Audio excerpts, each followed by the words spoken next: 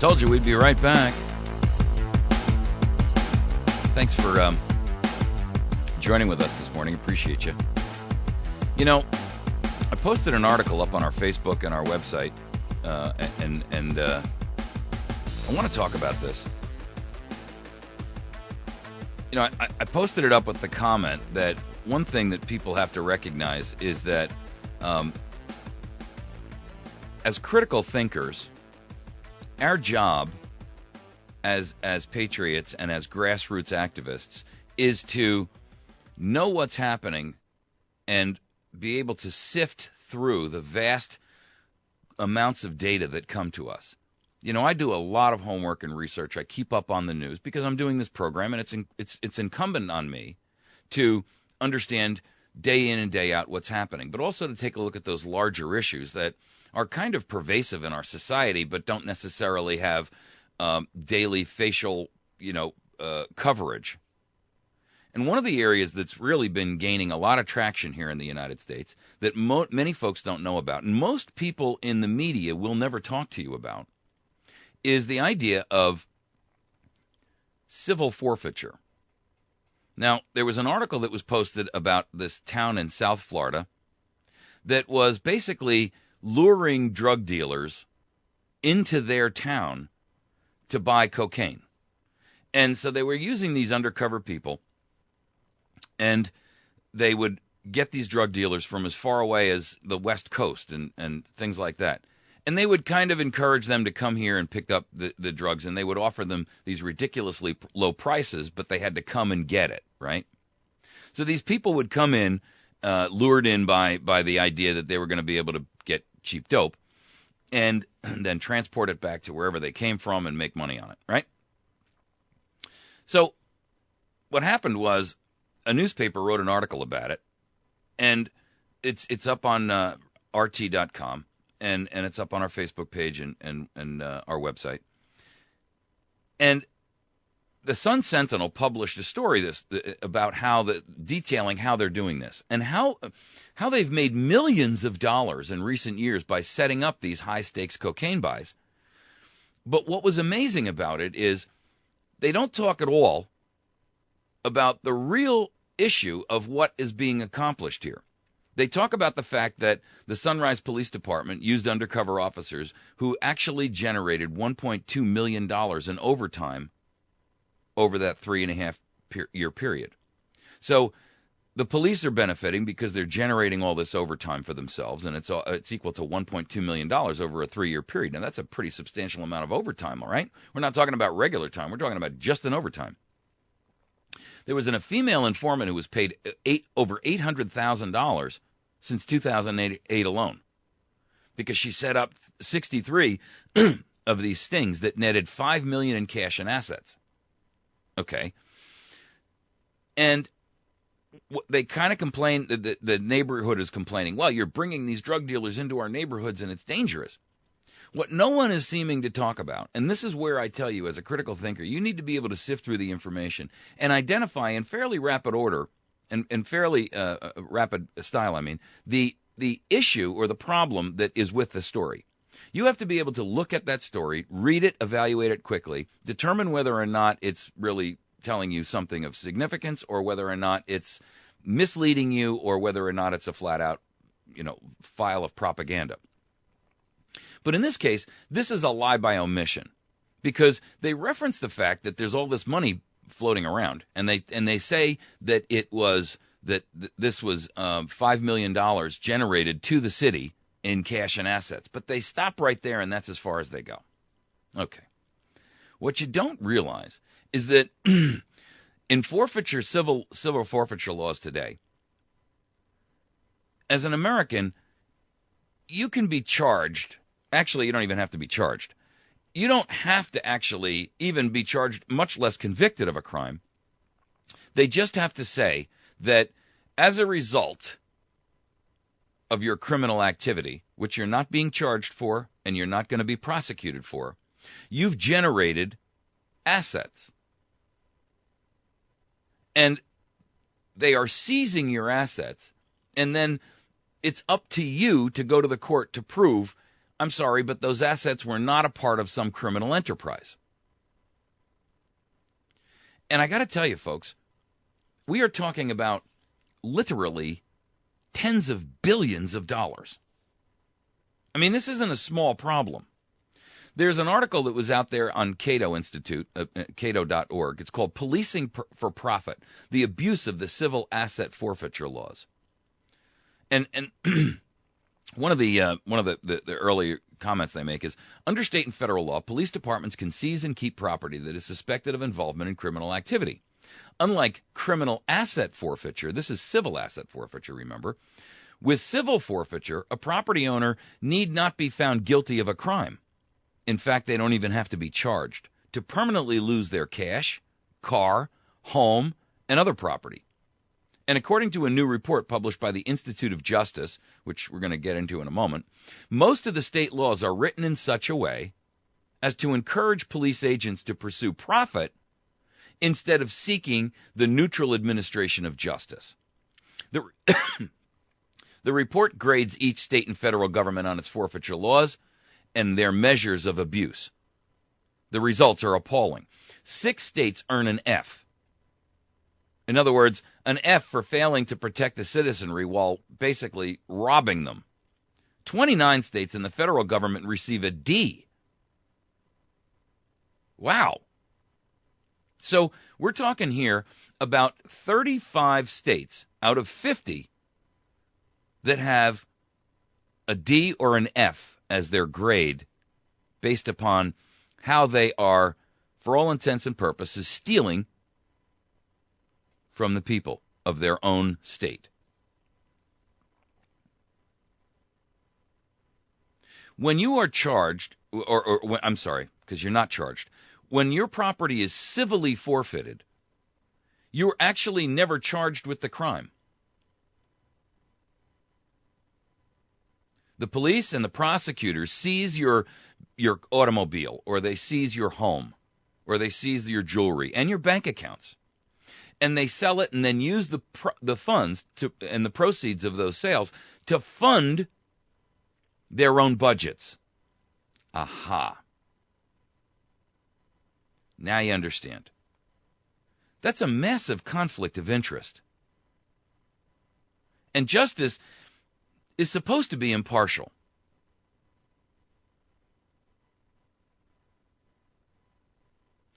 Where you're talking about criminal forfeiture, that's where they arrest you, you are found in possession of drugs, or you've been found in possession of gambling gambling equipment or something like that, and they say, look, we can tell you've got 19 slot machines in your basement, okay? So we know you've been running a gambling ring. And we know that, 2 years ago you lived in a little Cape Cod, and now you live in this $2.5 million mansion. Something's not right. That's one thing. It's completely something then again because that's criminal, right? You committed a criminal act. Now, it's okay when governments institute gambling, but if you do it, well, let's not get into that. The problem is, you are supposed to be innocent until proven guilty. And civil forfeiture turns that complete idea on its head. It says that prosecutors, police, sheriff's departments have the right to seize your assets, not charge you with anything, and then it is up to you to take them to court to prove, beyond a reasonable doubt, that asset was not part of some crime which you were never even charged with. Wow.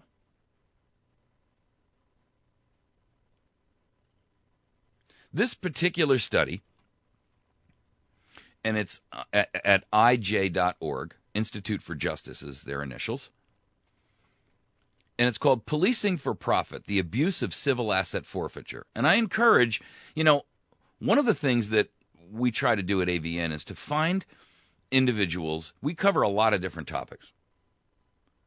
And everybody, our goal is to help encourage people to become leaders in their circle of influence, right?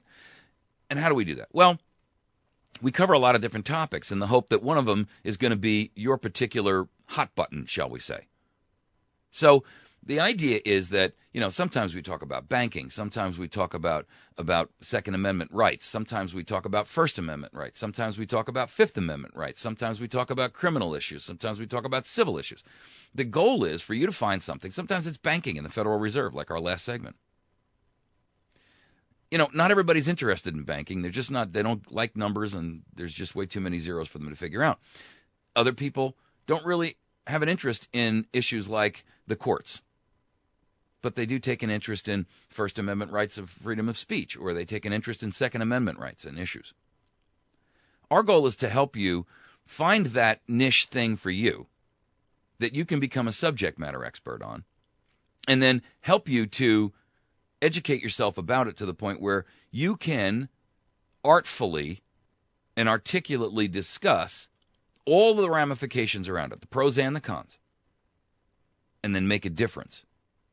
Because your circle of influence may well be law enforcement. It may well be the courts. It may well be a legislator who you have access to. You can say, listen, there's something desperately wrong with this, and I'm expecting you as my representative to fix it. And I'm going to organize a grassroots effort of people in my circle of influence to drive you to do it. Policing for profit is where budgets are being generated that are allowing our law enforcement agencies to militarize themselves. And make no mistake about it, ladies and gentlemen, our law enforcement, our police departments, our local police departments in cities and towns and counties, villages of 5,000 people, 3,600 people, 12,000, 25,000, they're buying military equipment. To what nefarious end? Only time and history will tell us.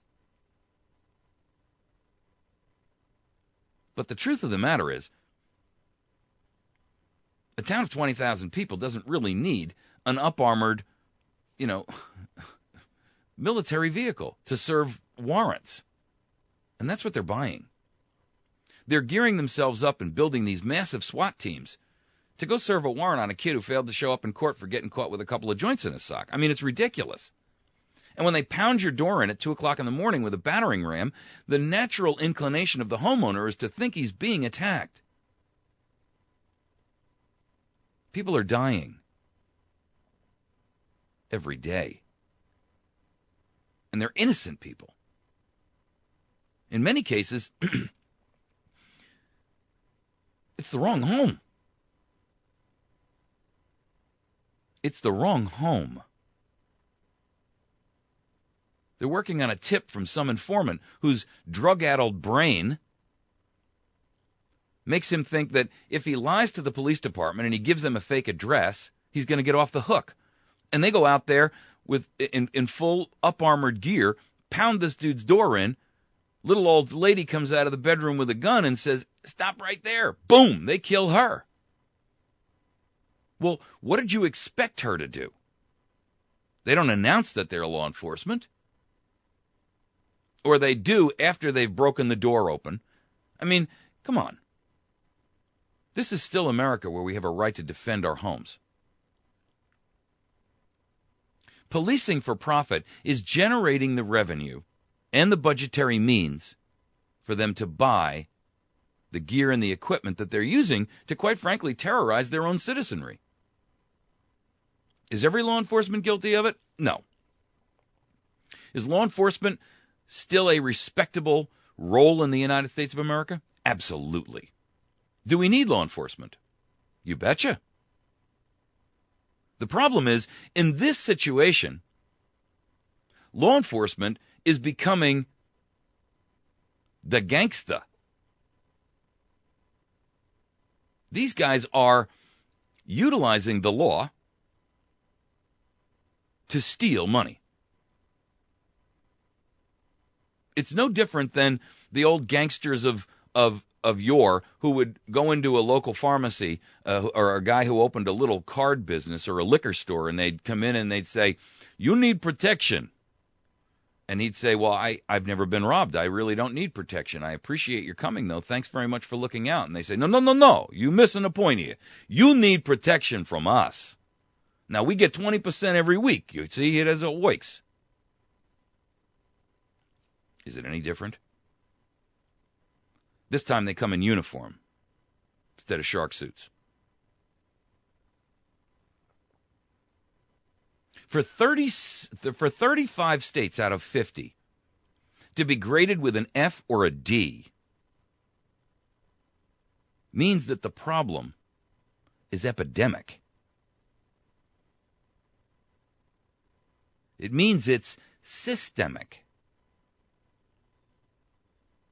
What that means is that it is so deeply ingrained at this point that the body has been corrupted, perhaps to the point of no return. If you receive a diagnosis from your doctor who says that you had cancer, but you allowed it to go on, and it started out to be the size of a BB, and now it's gone into your bones, and it's gone into your organs, and it's gone into your brain. At that point, it's inoperable. You can't even remove it with surgery.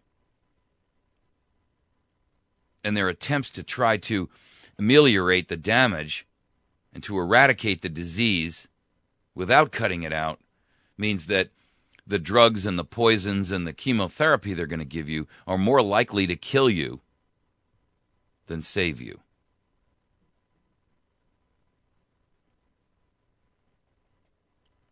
The way these federal laws are working is the federal law works in cooperation with the states, and they do something called equitable sharing. That allows these law enforcement agencies, prosecutors, sheriff's departments, police departments, to avoid even those few limited protections that exist under state law against illegal search and seizure. Remember the key operative word seizure in the Fourth Amendment. You're not only protected from illegal search, but you're protected from illegal seizure. This is seizure. It's time for this nation to look upon civil forfeiture and put it in its rightful place as a bad period in our history. It is inexcusable that an American can lose their property without having even committed a crime, much less being charged with a crime, much less being prosecuted and convicted of a crime. Remember, you don't even have to be charged. You only have to be suspected. And in a world where surveillance is so profligate, in a world where government has now become the steely fist, the sword of Damocles swaying over our head, we should be looking at the issue of civil forfeiture and saying, do we really want to allow this to continue? It's unconstitutional. It's unethical. It's immoral. And your state is practicing it.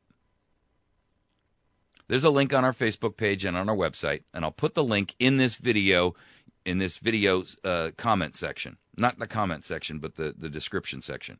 So scroll down and see the description. You can find this link.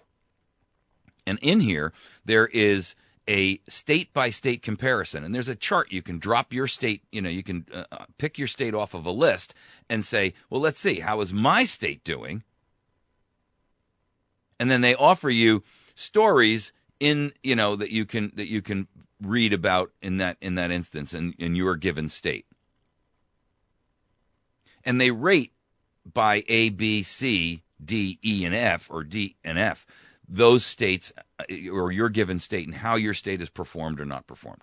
I encourage you to do it. I encourage you to spend some time looking at this and then make a determination and see whether or not your state is one of the guilty parties of the 35 out of 50. I mean, folks, that's a pretty frightening percentage, isn't it? So they grade your forfeiture laws. They grade your state's evasion of those laws, and then they give them a final grade. It's a worthwhile experience to review this. I think you may be surprised to find how your state is ranked. You've been listening to America's Voice Now. Please ride with us every morning. We come on live at 8 o'clock. We broadcast our show live and stream it on our website. You're welcome to capture it by jumping to americasvoicenow.org. And in that, on there, you can literally just click a button and watch the show proceed live. You can also find our information on Facebook, and you can catch the shows that we record afterwards on both Facebook and on our YouTube channel at youtube.com/America's Voice Now. And our Facebook channel, or page where we post up all kinds of stories and information and these videos, is facebook.com/America's Voice Now. Stick with us. We're going to come back and we are going to talk about the issue of the end of the debt ceiling, which we really need to cover and understand the fact that the debt ceiling right now is unlimited. They didn't put a cap on it. So between now and February, the president can borrow as much as he wants. Nothing anybody can say about it. We'll be right back.